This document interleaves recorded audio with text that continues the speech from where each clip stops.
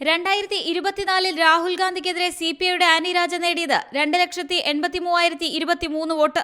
മാസങ്ങൾക്കിപ്പുറം ഉപതെരഞ്ഞെടുപ്പിൽ പ്രിയങ്ക ഗാന്ധിക്കെതിരെ സിപിഐയുടെ സത്യൻ മൊകേരിക്ക് കിട്ടിയത് 2,11,407 വോട്ട്. 71,616 വോട്ടാണ് ഇടതുമുന്നണിക്ക് നഷ്ടമായത്. ബത്തേരിയിലെ 97 ബൂത്തുകളിൽ ബിജെപിക്കും പുറകിലാണ് LDF. മാനന്തവാടിയിൽ 39 ബൂത്തുകളിലും കൽപ്പറ്റയിൽ 35 ബൂത്തുകളിലും മൂന്നാം സ്ഥാനത്തേക്ക് പിന്തള്ളപ്പെട്ടു. മന്ത്രി OR കേളുവിന്റെ പഞ്ചായത്തായ തിരുനെല്ലിയിലും പ്രിയങ്ക ഗാന്ധിക്കായിരുന്നു ലീഡ്. വയനാട്ടിലെ ഇടതുമുന്നണിയുടെ പ്രചാരണ പരിപാടികൾക്ക് CPM നേതാക്കൾ കാര്യമായി എത്തിയില്ലെന്നാണ് CPIയുടെ പരാതി. സ്ഥാനാർത്ഥിയെ അവതരിപ്പിച്ചതും ചടങ്ങ് മാത്രമായി. ഇതിലൊന്നും CPM കാര്യമായി താൽപര്യം കാണിച്ചില്ല. ജില്ലാ കമ്മിറ്റികൾ തെരഞ്ഞെടുപ്പ് ഫലം ഉടൻ അവലോകനം ചെയ്യും. അതിനുശേഷം സംസ്ഥാന നേതൃത്വത്തിന് റിപ്പോർട്ട് നൽകും. CPI സംസ്ഥാന നേതൃത്വം ഇടതുമുന്നണി നേതൃത്വത്തെ അതൃപ്തി അറിയിക്കാനും സാധ്യതയുണ്ട്. G Malayalam news, Wayanad.